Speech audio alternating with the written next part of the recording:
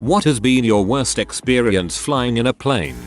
On a flight from Philadelphia to Denver, late December 1990, as we get about an hour from Denver, pilot tells us a blizzard has closed the Denver airport, and we need to divert. We divert to a place called Gunnison Company. Gunnison Airport is small, not really set up for large commercial airliners. As we approach, I look out the window and see mountaintops on either side. The captain comes on and tells us to prepare for an emergency landing, meaning stow your stuff, buckle your seatbelt, and assume the crash position, as in put your head between your legs. Now I'm about 14 years old, traveling with my aunt, 2 cousins and their 2 friends. My cousin Billy and I are joking about this situation, while my aunt is praying with my other cousin. We land, and need basically every foot of the runway to come to a stop. The pilot then has to get off the plane and make a phone call because we are basically alone. Hours from Denver. They get some shuttle buses to show up after about an hour.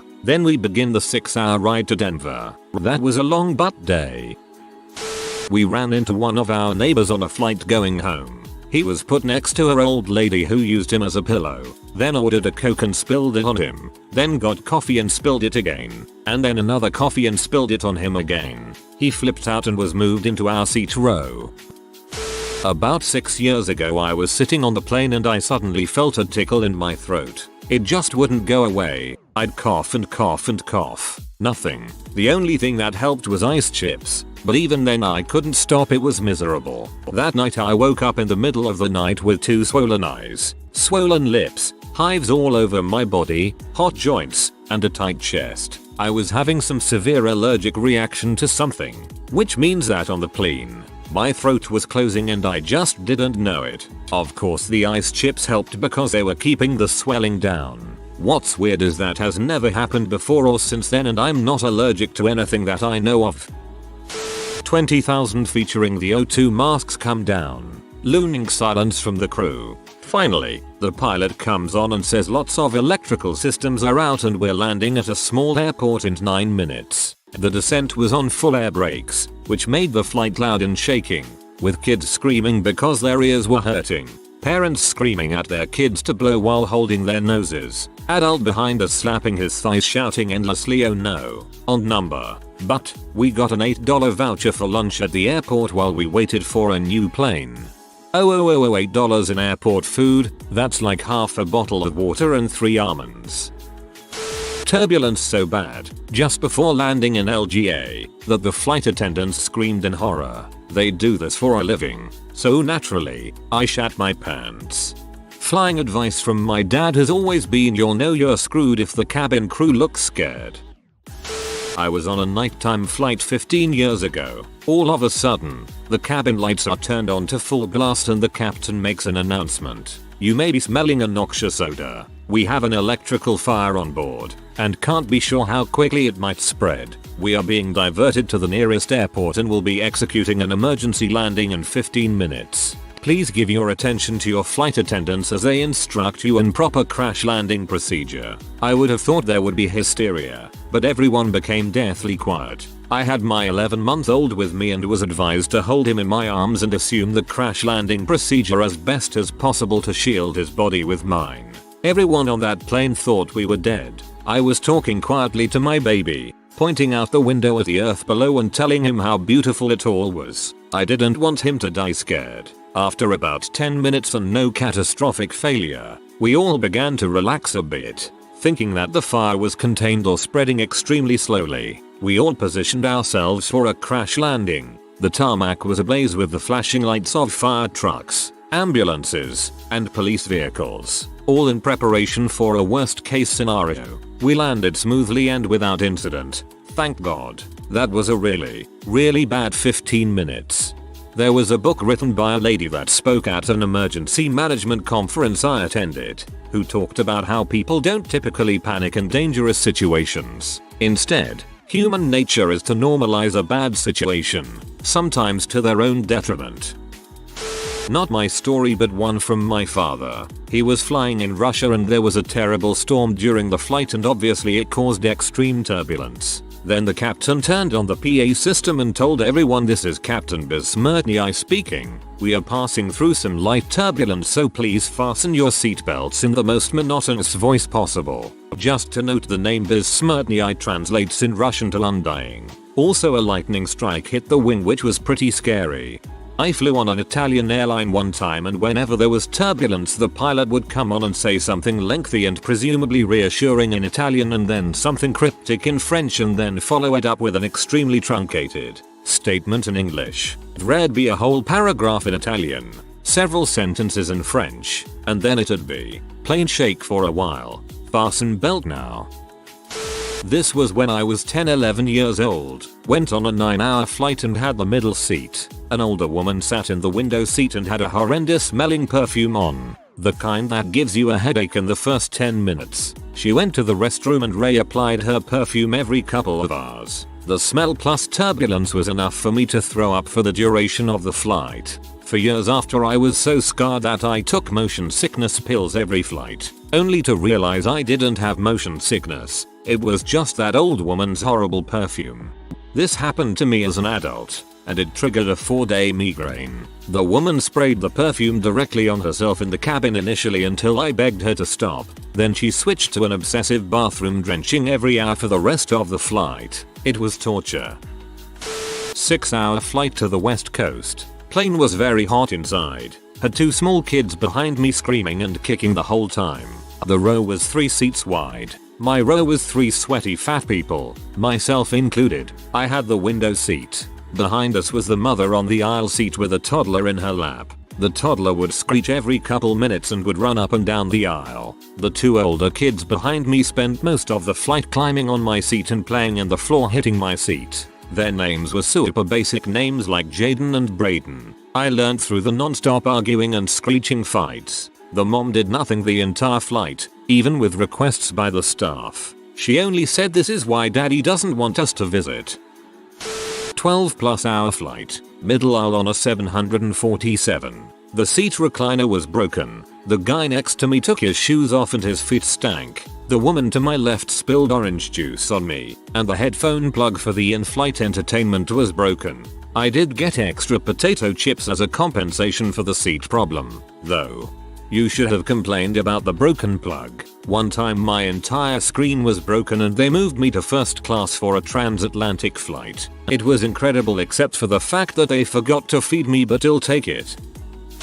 Child screaming her lungs out in the seat behind us for the last 40 minutes of a 10-hour flight because she didn't want to put her seatbelt on for the descent, and her useless father telling her stop screaming 100 times, then arguing with the flight attendants by saying, "Look at her. She doesn't want to put the seatbelt on.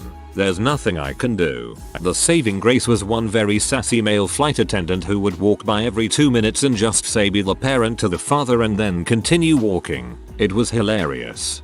Bless that attendant. I was on a small commuter plane. Think about 20 seats, single file the length of the cabin, and we hit a wind rotor. I think that's what it's called, off the mountains. It felt like a giant baby grabbed the plane and shook it like a rattle. Hands down the worst turbulence I've ever felt. Other than that, my trips have been rather uneventful. Sometimes I'll laugh inappropriately when I get scared. We had turbulence once where the plane felt like it was sliding side to side. People were puking and I was sitting there giggling like a jerk. I unknowingly had a sinus infection when flying from Greece to Italy. Thought I just felt terrible from a hangover. About 20 minutes into the flight my eardrum starts bursting and leaking fluid. It was some of the worst pain I've ever felt. The pressure subsided a bit once we landed in Rome, but I had almost 100% hearing loss in that ear until the swelling went down 4 days later. I chug Sudafed like crazy now if I feel any sort of congestion prior to flying. I hope you sought medical attention. My grandmother ended up with chronic vertigo because of a burst eardrum from an ear infection. It damaged the bones in her inner ear. She also had hearing loss from it. I was seated next to a woman with an emotional support animal. If I had to guess, it was a pug chihuahua mix. Whatever it was small enough for her to keep on her lap. Apparently, the dog needed its own emotionally support animal because it was a wreck. It kept standing up, whining, And the mofo shite on her lap and would leak pee anytime someone walked by. The smell. Flying into SFO once and we hit wake turbulence. Normal turbulence just feels like small little potholes in the air, but wake turbulence is side to side turbulence caused by disturbed air from a plane in front. I truly thought the plane was going to flip over and crash as we were landing. I've flown a lot, so not much scares me when flying, but I still vividly remember that. Experience this in SFO as well. The flight attendant said something over the PA like please clap for the pilot's perfect landing. After we landed, we were flying from Florida to London when one of the engines caught fire somewhere out over the Atlantic, so had to turn back and land at New York. The engine on the replacement plane also caught fire, so the pilot had to turn back and land at New York. We didn't chance it with a third plane and went with a different carrier. I was 8 years old at the time and for some strange reason, I'd never had a nightmare before then. My first nightmare was on the third plane back, and involved a Mickey Mouse in a glass coffin and an emaciated green version of Thing from the Addams Family. I've thankfully never been on a plane that had an issue, but I like to think that if I was, I wouldn't have a problem with going back up in the air afterwards, because what's the chance it happens again? Thanks for ruining that for me. Was on a study tour when I was 10. The principal had the same surname as me, so he was arranged to sit next to me. He was nice, but any kid would be frightened to sit next to the head of school for several hours. I was so nervous I didn't chat with my friends and watched movies on the TV, trying to be the best behaving student. The worst part is that he keeps using the flight's deck of card to attempt magic with me, and failed every time. I experienced my first cringe on that plane and it lasted 4 hours. Also I was having a fever, but there's no way I would give up the chance, so I still got on the plane.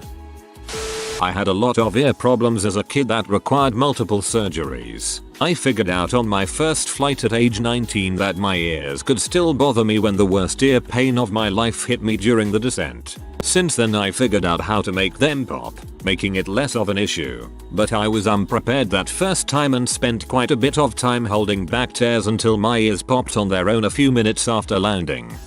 Flying home to Australia. There's some European family whose daytime is apparently our nighttime. Bored kids run endless up and down the aisles making sleep impossible. Cabin staff were useless. While in transit, a kid produces a green laser and waves it around, unsure if it was powerful enough to blind, but idiot parents don't tell him off. I just walked away, had enough balls. Thankfully their connecting flight was not the same. Slept for maybe 2 hours before arriving to attend my mother's funeral.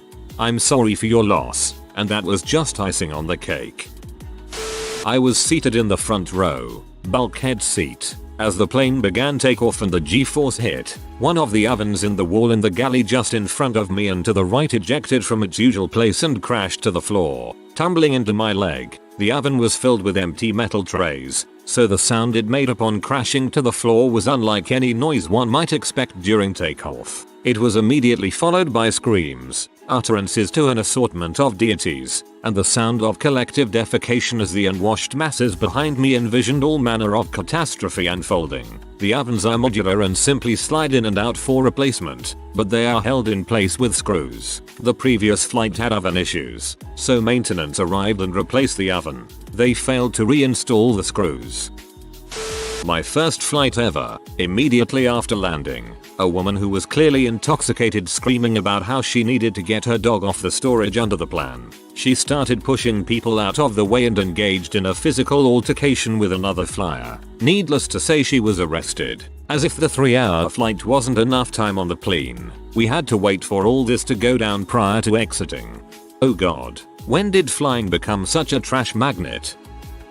Leaving out of San Juan, coming back to the States from a very nice vacation. 30 minutes into the flight, hear a loud boom. The plane immediately loses altitude. The flight attendant starts crying and running down the aisle. I was with my girlfriend at the time and I was really trying to maintain the macho it's all good persona. Meanwhile the guy to my right is screaming and scratching at the window. I can only imagine what is going through his head. To top things off, and maybe I should have led with this, I look across the aisle out the window and the engine is on fire. So, after what felt like an eternity, the plane leveled out and we were then left with what I wish was dead silence. Instead, There were babies crying, obviously sensing the stress in the air. Flight attendants crying, and worst of all this were sound that sounded like to all of us that the other engine would be imminently shutting off. Finally, the captain came on the loudspeaker and in a cracking voice stated that we would be returning to San Juan. That 30 minutes back were probably the longest of my life. I read probably 10 chapters in my book and don't remember a thing.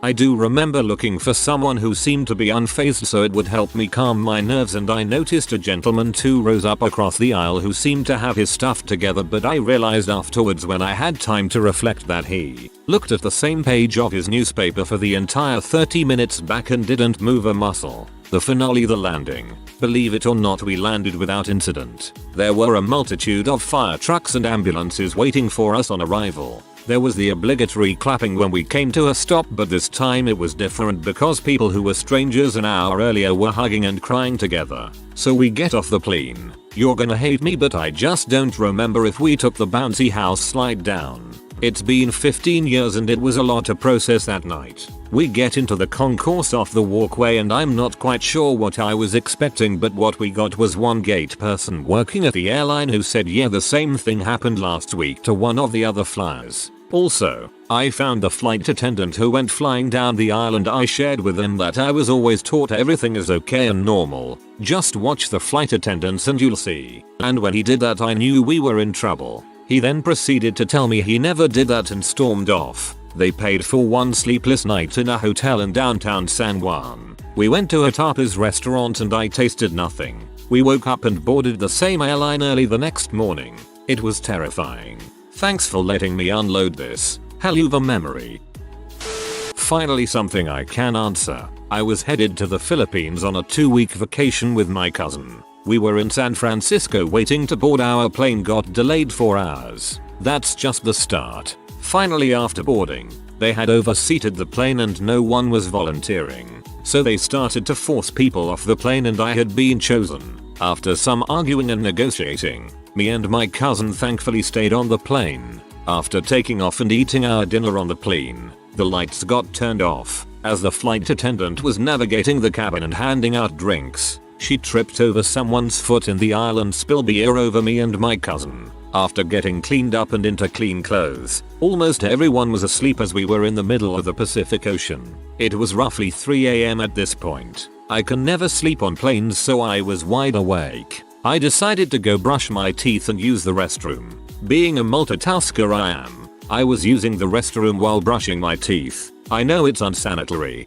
but being a guy and having 2 hands makes me productive, haha. Then everything went south. The plane gave one small bump warning of turbulence with no comment from the pilot. Out of nowhere we hit dead air. The plane dropped, and I mean dropped. My body flew up and smashed the ceiling. Toothpaste and pee flying everywhere in the latrine. Meanwhile, all I hear is bloody murder screaming on the cabin outside the door. I was on the ceiling for a solid 5 seconds that felt like 5 minutes. We finally hit good air and leveled out. Income smashing back down and hit hard. Latrine always an absolute mess. I rush out of the bathroom to my seat and buckle in immediately. The cabin was destroyed. People's food, drinks, personal items were everywhere. Seats were soaked, including mine. Ceiling had food stuck to it. People were still screaming and crying. The pilot came on and said that the dead air was no on the radar and the rest of the flight would be smooth. And thank God it was. The rest of the flight was peaceful, but holy heck was the first half of a 10-hour flight miserable. Thankfully I always pack 2 change of clothes on carry-on for international flights, so I had another clean pair to change into. TLDR. 4-hour delayed flight, almost got kicked off due to overbooking. Beer spilled all over me. Crazy turbulence which caused pee and toothpaste to go everywhere and hearing bloody murder. And then a messy cabin for the remainder of the flight. Always wear a seatbelt even when the sign is turned off. If I had an award you would be getting it. Japan Airlines. 8 hours flight to Australia. Probably the best and also worst flight I had been on. Best as in there were literally only 20 passengers including myself. A fully staffed crew and the catering was stocked. We got to sit anywhere we wanted and they allowed us to stretch out over 3 seats and sleep. The seitan food was flowing because they had enough for a full flight. Sounds like heaven, right? Wrong. 50 minutes in, a strange older couple comes and sit in the seats behind me. They had the whole plane to themselves but decided to sit there and be loud AF. I put my earphones on and ignore them. A few minutes later they come and sit right next to me and begin to talk to me about how awesome it is having the plane so empty, and if I like new things because they only like new and exciting things. This went on for about 30 minutes. At this point I'm trying to be polite and tell them I'm going to move to another seat to read my book. I moved as far away as I could, asked for some more steak and sat down.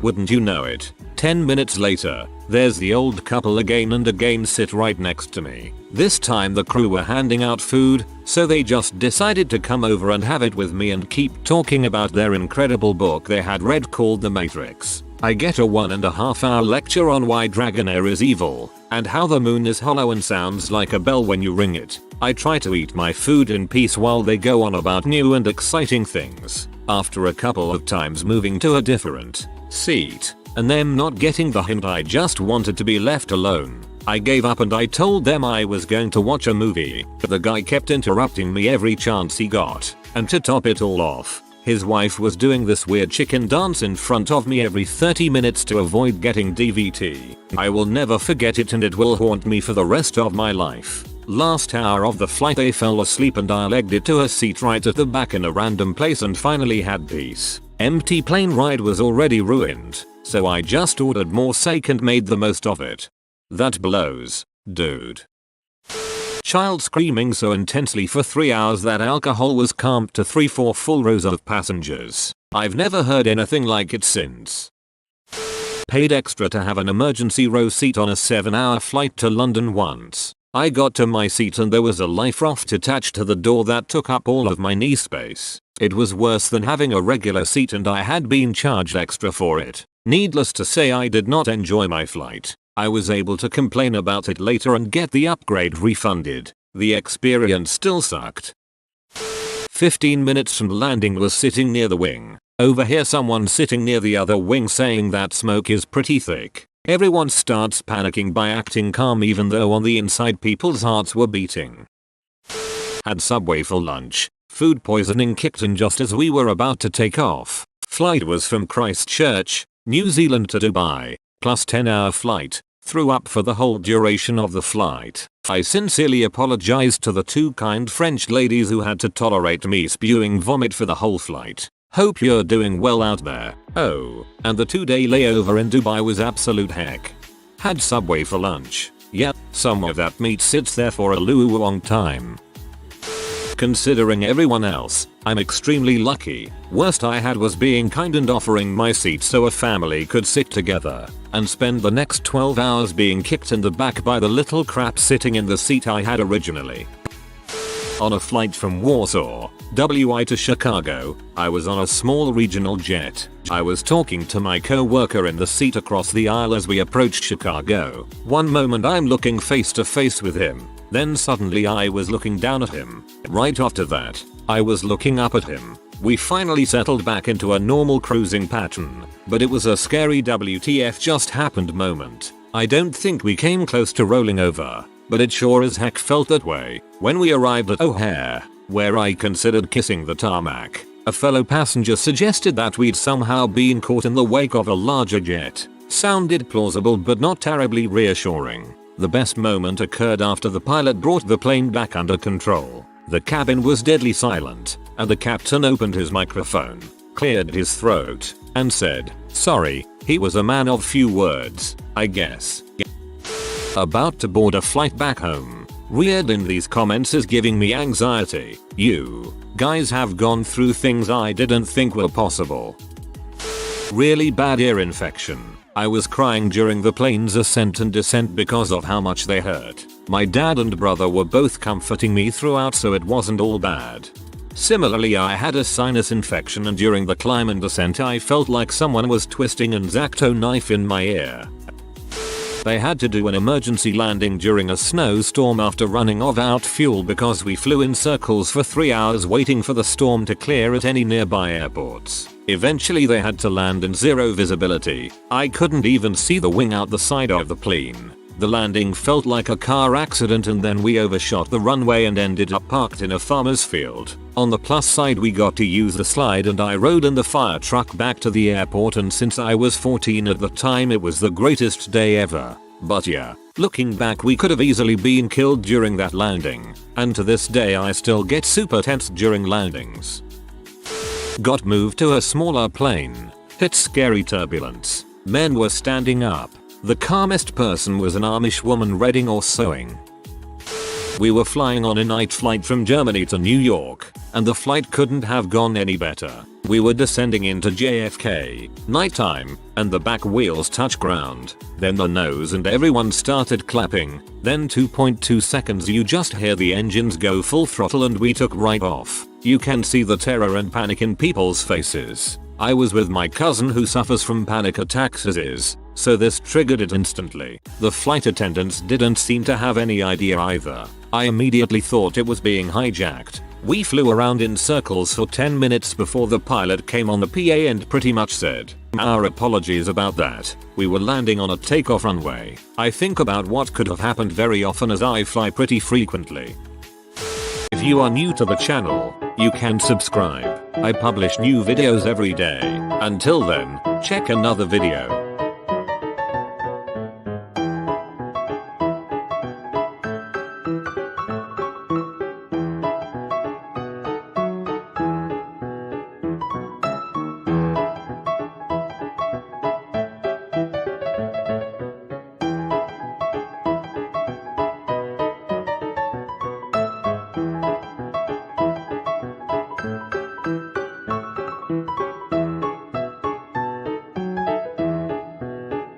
Bye for now.